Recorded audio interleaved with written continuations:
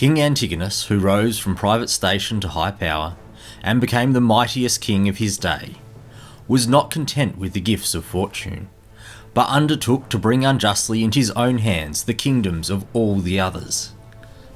Thus he lost his own dominion, and was deprived of life as well.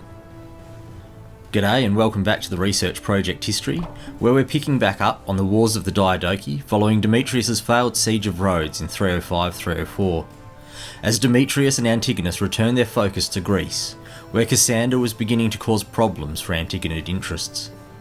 This would set off a sequence of events that would lead to the Antigonids gambling everything in an attempt to take over the entirety of Alexander's domain.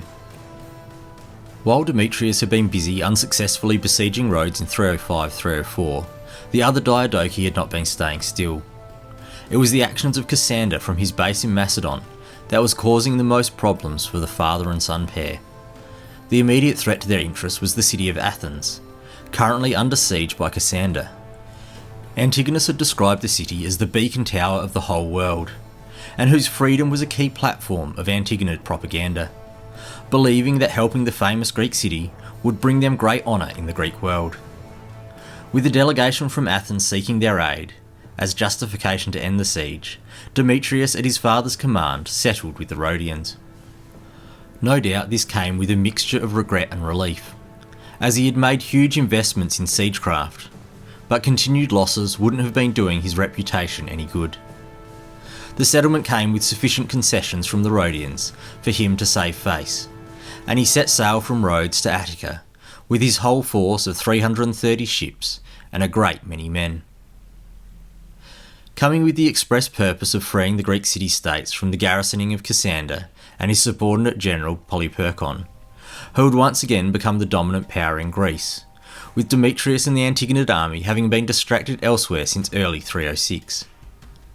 Demetrius' arrival back in Europe had immediate effect. His first move was to drive Cassander out of Attica as far as Thermopylae, where he took the city of Heraclea Trachinia, and accepted into his army 6,000 Macedonians who had deserted Cassander. Returning from Thermopylae, Demetrius disembarked in Aulis in Boeotia, where the Boeotians, having no hope of being able to withstand the might of the Antigonid army, were forced by Demetrius to renounce their alliance with Cassander and become allies of the Antigonids. Demetrius then declared the freedom of the city of Chalcis, that had been garrisoned by the Boeotians on Cassander's behalf. He also forged an alliance with the Aetolians, as he continued to prepare to bring more fully the war to Polyperchon and Cassander. Returning to Athens, Demetrius recaptured Philae and Panactum from their Cassandrian garrisons and returned them to the Athenians. Having already bestowed elaborate honours on Demetrius during his previous deliverance of the city-state, there were few ways remaining to honour their saviour. However, in an era where the granting of honours to saviours knew few bounds, the Athenians devised new ways to flatter Demetrius as a god. He was granted permission to live in the rear chamber of the Parthenon, the great temple of Athena, with Demetrius emphasising his supposed divinity by referring to Athena as his sister. Following the winter of 304-303, Demetrius continued his campaign against Cassander and his allies. Demetrius planned to take out Cassander's allies one at a time in the south, notably Propalus, one of Cassander's generals in the Peloponnese, before turning his attention to Cassander and Macedon in the north, unless his actions could draw Cassander out of Macedon, and then they could settle the matter wherever the armies happened to intersect each other. The idea being to have a firm base of operations in Greece while continuing to isolate and weaken Cassander before they would have to fight. The first city on Demetrius' agenda was Sicon, to the west of the Corinthian Isthmus, garrisoned by Ptolemaic soldiers under the command of a distinguished general, Philip. Launching a surprise nighttime attack on the city, he broke through the walls and occupied it, surrounding the garrison that was holed up on the Acropolis. While Demetrius debated if he should bring his famous siege engines to bear on the Acropolis, the garrison gave up the fight, and came to terms with Demetrius to abandon the city and sail back to Egypt. In a move that indicated his ambitions were not entirely to quote-unquote free the cities, Demetrius immediately set to work strengthening the defences of the city around the harbour, having recognised its vulnerability to attack. He demolished that section of the city, including houses, before rebuilding it with improved defences. Having done this, he re-established its government, actions for which he received much praise from the people of the city, including more divine honours and having the city renamed after him, Demetrius, along with games and festivals suitable to go along with such honours. Having settled the situation in Sicyon, Demetrius turned his attention to Corinth, where Propalis was holed up. Initially, he was once again able to gain access to the city, as some of the citizens opened a small gate in the wall and allowed the army in. Having secured the harbour and the main city, he had more problems expelling the garrison than he had in Sicyon. Some had fled to the Sisypheum at the foot of the Acrocorinth, where there was a strong building, either a temple or other palatial building, while others retreated to the Acrocorinth itself, the monolithic rocky platform that rose impressively above the city. Demetrius first focused on the Sisypheum. With his war engines, he stormed it, suffering heavy losses. Turning to the Acrocorinth, he intimidated those there into surrendering it to him, and forced Propalis to flee to Cassander. Having shown their colours in allowing Demetrius into the city, the people of Corinth requested that Demetrius install a garrison into the city for their protection until the war with Cassander reached its conclusion. From Corinth, Demetrius advanced into Achaia. He stormed Bura and restored its government. Then, capturing Skyrus in a few days, he expelled its garrison. After this, he made a campaign against Arcadian Orchomenus. He ordered the garrison commander, Strombicus, who had been appointed by Cassander's ally Polyperchon, to surrender the city. When this demand was not only rebuffed, but also came with a side of abuse from the city walls, Demetrius brought up his engines of war, demolished the walls and took the city by force. As for Strombicus and at least 80 of the others who were hostile to Demetrius, he crucified them in front of the city. The mercenaries captured in the city fared slightly better, as they were merely incorporated into the Antigonid army. With Demetrius on the rampage, Cassander, Propalis and Polyperchon had as yet failed to come to the aid of their allies. As a result of this, his garrisons in other cities in the region surrendered to Demetrius, rather than meet the same fate as Strombicus. Diodorus notes that it was the effectiveness of Demetrius's siege engines that was of particular concern for those who had previously been able to rely on city walls for their defences.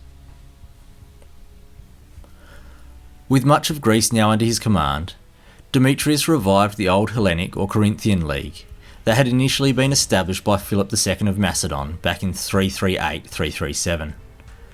With this alliance of Greek city-states established, Demetrius naturally set himself up as commander-in-chief of the League, just as Philip and Alexander had done before him.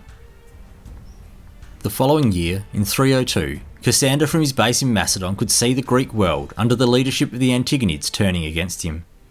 He would have no hope of confronting it on his own. Swallowing his pride, he sent envoys to Antigonus seeking to arrange terms of a settlement. Antigonus was only interested in setting with Cassander on one basis: Cassander's unconditional surrender. Unwilling to compromise or leave space for other rulers, Antigonus was the Diadoch who most clearly desired to take over the entirety of Alexander's empire. It would be this ambition, and the choice here to reject Cassander's overtures, that would prove to lead to his undoing, both personally and in terms of his legacy. Rejecting Antigonus's demands, Cassander looked to his neighbour Lysimachus in Thrace to take joint action against the Antigonids. After meeting, Cassander and Lysimachus decided to send to Seleucus and Ptolemy with the proposal for a full-scale revival of the anti-Antigonid alliance of the Third War of the Diadochi prior to the Peace of the Dynasts in 311. They argued that the tone of Antigonus's reply showed that the ambitions of the old general were a threat to all. From their perspective, if Antigonus was to gain control of Macedon and the west of the empire, there would be little to stop him from turning and doing the same to the rest of the Diadochi. Nothing in Antigonus's past suggested he was willing to share. Therefore, it would be prudent for them to come together and undertake a joint war against the Antigonids. It's easy to see why Ptolemy and Seleucus were convinced by this. Ptolemy had recently suffered losses to Demetrius at Cyprus, before facing down the threat of an invasion at home in Egypt. And Seleucus had seen Antigonus's desire to control the east with his prior efforts to oust Seleucus. Agreeing with Cassander and Lysimachus, they decided to join the effort. Having taken the decision to oppose the Antigonids, Cassander chose not to wait for an attack, but rather go on the offensive, and take whatever advantage he could. In a bold gamble, Cassander supplied Lysimachus with a substantial portion of his own army, as well as the general Prowess to strengthen Lysimachus's position. Meanwhile, Cassander moved with what remained of his army to take on Demetrius and his Greek allies in Thessaly. Lysimachus took his reinforced army from Europe into Asia to expand their area of control into currently Antigonid-held areas. The inhabitants of Lampsacus and Parium switched sides without a fight, but Sigium resisted and so was taken by force, with Lysimachus installing a garrison in the city to maintain its continued compliance. He then dispatched Prowess with 6,000 infantry and 1,000 cavalry on a mission to win over the cities on the western Aegean coastline in Aeolus and Ionia. Lysimachus set himself the task of taking the city of Abydos on the Hellespont, which, as it did not come without a fight, he set about to besiege it. However, before he was able to do this, a force from Demetrius arrived and drove off the besiegers. Instead, Lysimachus turned to Hellespontine Phrygia, taking it over before laying siege to Sanada in Upper Phrygia, further inland. At the same time, he persuaded Dochemus, a general of Antigonus, to desert to him, and with his help took over the city of Sanada, and somewhat more importantly, the royal wealth that was held there, as this wealth could be used to pay for the army. Meanwhile, Prowess, having subdued the regions of Aeolus and Ionia, and the city of Adramyttium, laid siege to and took the key port city of Ephesus. In the city he found 100 hostages who had been extracted by Demetrius from Rhodes to ensure their continued favourable behaviour, and sent them back home to their island. He then went on to secure the allegiance of Teos and Colophon, but was unable to do the same with Erythrae and Chalcomene, also on the Ionian coast, as they received reinforcements in time.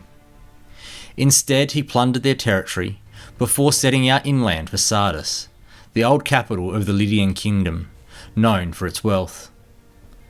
There seems to be a focus by the anti-Antigonid alliance of going to places where they could resupply their financial stockpile, a crucial measure in a time of mercenary warfare.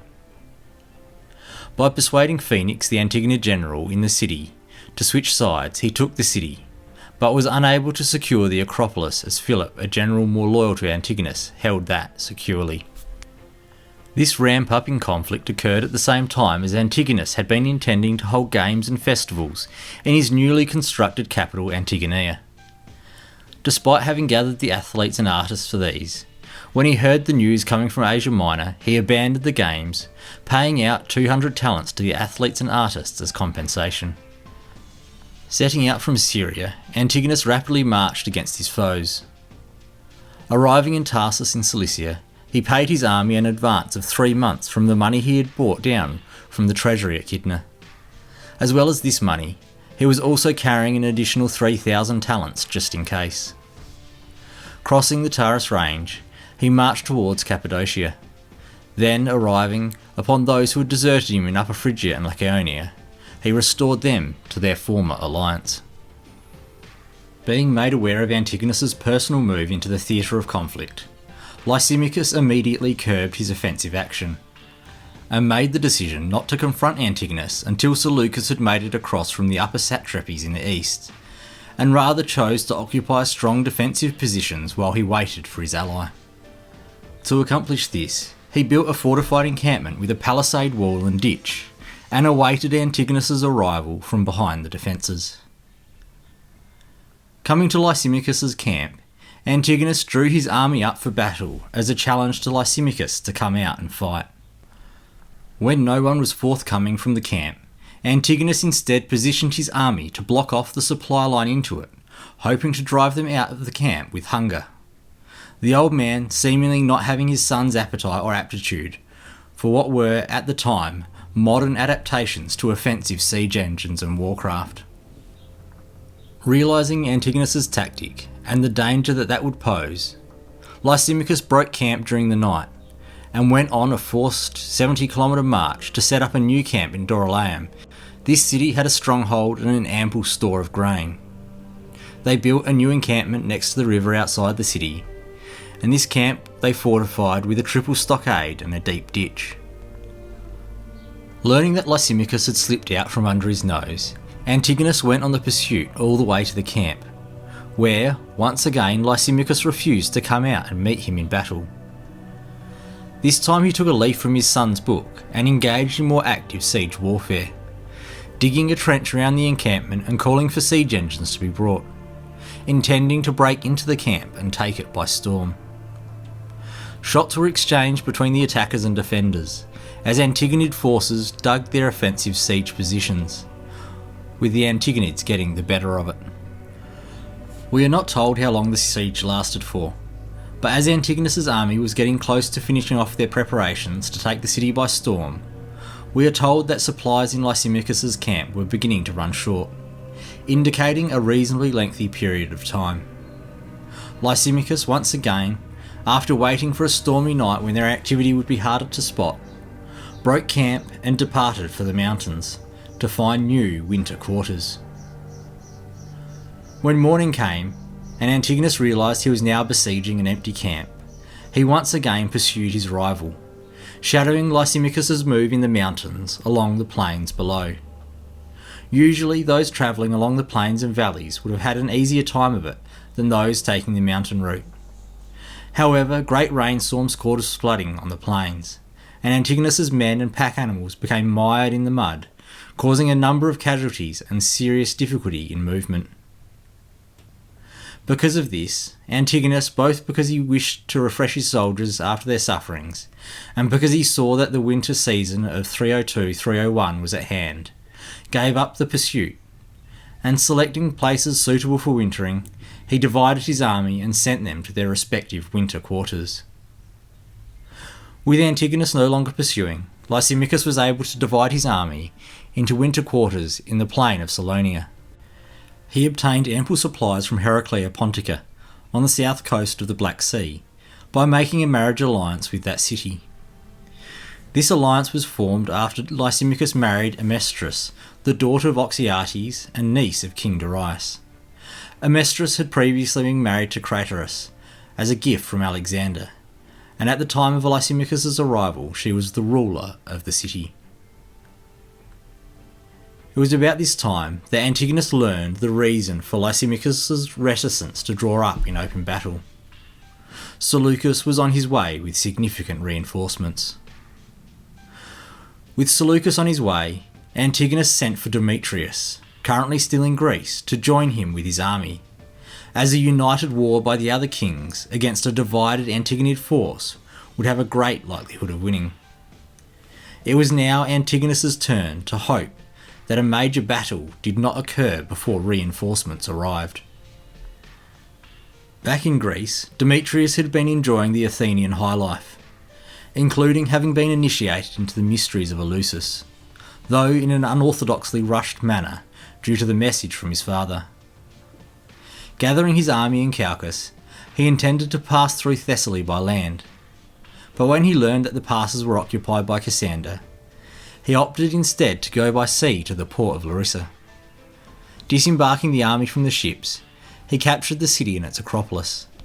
He imprisoned the garrison and placed them under guard and restored the freedom of the city government. He then went to take over Antrones and Pteleon. In response to Demetrius, Cassander reinforced Pherae and Thebes with stronger garrisons, and then, collecting his whole army, he encamped in a position against Demetrius. Cassander's army consisted of 29,000 infantry, 2,000 cavalry. In contrast, Demetrius's army was far larger. He had 1,500 cavalry, 8,000 Macedonian infantry, 15,000 mercenaries, 25,000 men from his allied Greek cities, and a collection of over 8,000 other light-armed troops, described by Diodorus as 8,000 of the light-armed troops and of the freebooters of all sorts, such as gather where there is fighting and plundering, for a total of about 56,000 infantry. For many days the two armies formed up for battle opposite each other, but as neither side was looking to settle the matter here, waiting rather to do so in Asia following the winter, nothing actually happened. Demetrius did, however, in response to the people of Pharaoh, enter their city with part of his army and took the citadel garrisoned by Cassandrian troops, whom he dismissed and restored the liberty of the city.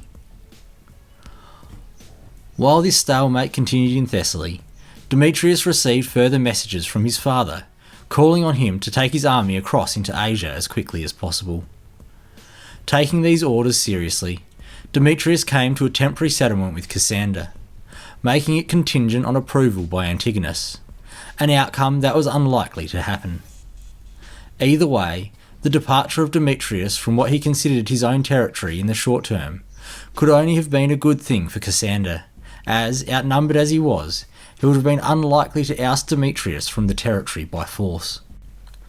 Setting sail with his whole fleet, Demetrius crossed to Ephesus, which, after camping outside the city walls, he forced it to return to its former state as an Antigonid ally. Dismissing Propalus's garrison and replacing it with one of his own for good measure, he moved with the rest of his army to the Hellespont. He also recovered Lampsacus and Parium, as well as other cities that had changed sides. In Pontus he established a camp, and left a guard of 3,000 infantry and 30 warships, before sending the rest of his men to winter quarters. With Demetrius now out of his hair, Cassander once again established control of Thessaly, and dispatched a force of 12,000 infantry, 500 cavalry with his brother Pleistarchus to aid Lysimachus. Pleistarchus had intended on landing in Pontus, but found Demetrius had already established his guard post there. Abandoning that crossing, he turned aside to Odessus, modern Varna in Bulgaria, on the Black Sea coast in Lysimachus territory, across from Heraclea Pontica on the opposite shore, where a part of the army of Lysimachus was wintering. As he did not have enough ships for transporting his soldiers, he divided his army into 3 contingents. The first force sent out came safely to Heraclea, but the second was captured by Demetrius's fleet of guard ships at the entrance to the Pontus. When Pleistarchus himself set sail with the third group, a great storm caused most of the vessels to sink and the men on them to be lost. The ship that carried Pleistarchus was one of that number. Of over 500 on the ship, only 33 were saved, among whom was Pleistarchus, who, holding to a piece of wreckage, washed ashore, severely worse for wear. He was carried into Heraclea, and after recovering from his misadventure, went to Lysimachus at his winter quarters, having lost more than half of his army. Heading into the winter of 302-301, Ptolemy was also on the move. Setting out from Egypt with a considerable army, Ptolemy subjugated all the cities of Coele Syria. However, while besieging Sidon, certain men arrived on a mission from the Antigonid camp. Pretending to represent the anti-Antigonid alliance, they claimed that a battle had already taken place between the other kings, with Lysimachus and Seleucus defeated. The men further asserted that the defeated kings had withdrawn to Heraclea, and that Antigonus, having emerged victorious, was advancing with an army against Syria. Whether or not Ptolemy was deceived by this ruse, or even if any messengers were even sent, is debated. Ptolemy may have used it as an excuse to return to Egypt, and allow the others to remove or severely reduce the threat of his old foe Antigonus, at little to no cost to himself. Either way, returning to the defensive security of Egypt like a turtle to its shell suited Ptolemy just fine. He settled with the Sidonians for a 4-month truce, enough to get them through the winter and into the spring campaigning season, and garrisoned his holdings in Coele Syria and scuttled back home. During the winter of 302-301, it appears there were some money troubles in the Lysimachus camp. 2,000 Autorotae and about 800 Lycians and Pamphylians pulled up stumps and moved house to the Antigonid camp, complaining of a lack of pay. Antigonus welcomed them with open arms, paying them their back pay and honouring them with gifts. Ever since Antigonus had stripped bare Alexander's treasuries following the Second War of the Diadochi back in 316, he had never had a problem with being able to pay his men. In contrast, it seems that Lysimachus leading into the war was needing to plunder where he could in Asia Minor in order to pay for the upcoming war, and it seems it was getting difficult to afford.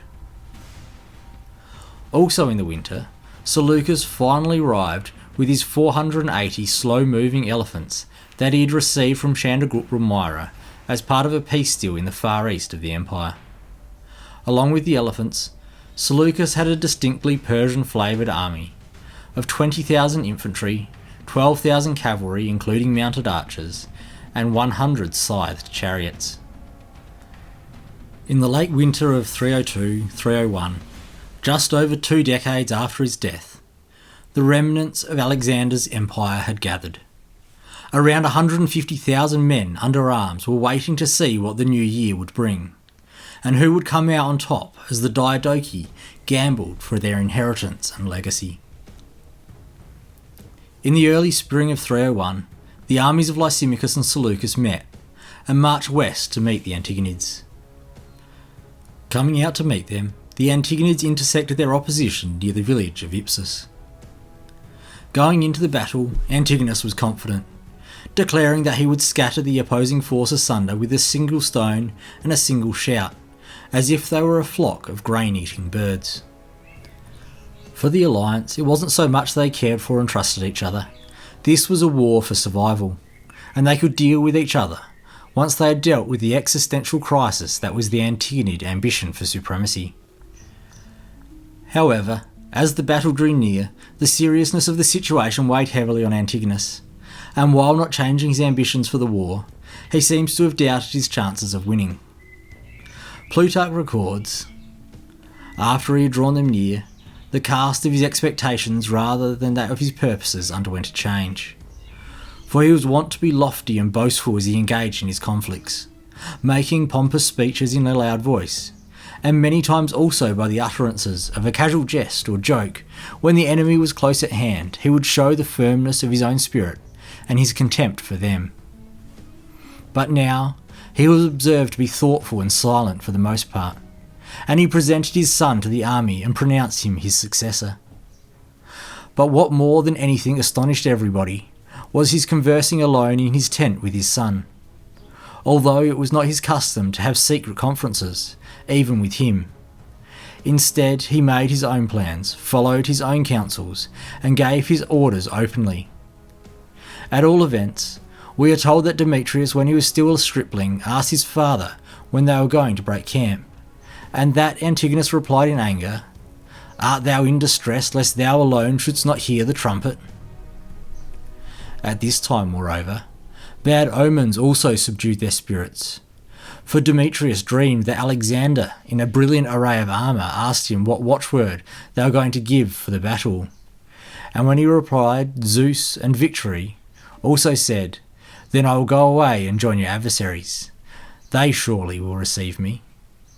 Moreover, Antigonus, when his phalanx was already forming, and he was leaving his tent, stumbled and fell prone upon his face, injuring himself severely. But he rose to his feet and stretched out his hands towards heaven, prayed that the gods would grant him victory, or a painless death before his defeat.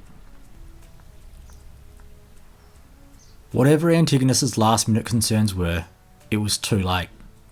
The die had been cast, the Rubicon crossed. All that was left to do was fight for the supremacy. The Antigonid battle array consisted of 70,000 infantry, 10,000 cavalry and 75 elephants. The opposing side of Seleucus and Lysimachus, with support from Cassander, had 64,000 infantry, 10,500 cavalry, 400 elephants and 120 chariots. The numbers given for the elephants is lower than previously stated. Seleucus had started out with around 500 elephants, had arrived back in Asia Minor with a 480, and the herd may have diminished to 400 by the time of battle. The battle began with Demetrius on the right wing, leading a heavy cavalry charge against Antiochus, son of Seleucus, while his father remained with the phalanx in the middle. There was a smaller contingent of cavalry on the left wing, and their elephants provided a screen across the front. Demetrius fought brilliantly, and was able to overrun his opposition. But it was here that he made his fateful mistake. By pursuing Antiochus too far from the battlefield, and in so doing split the cavalry from the infantry who remained with his father. Into this gap, Seleucus inserted his elephants, blocking the path back.